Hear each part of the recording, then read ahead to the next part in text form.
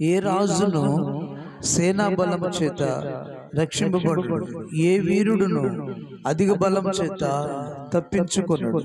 రక్షించుటకు గుర్రము అక్కరకు రాదు, అది దాని విశేష బలము చేత మనుషులను తప్పింపజాలదు. వారి ప్రాణమును మరణము నుండి తప్పించుటకును, కరువులో వారిని సజీవులుగా కాపాడుటకును యెహోవా దృష్టి ఆయన యందు భయభక్తులు గల వారి మీద, ఆయన కృప కొరకు కనిపెట్టుకుని వారి మీద నిలుచుచున్నది.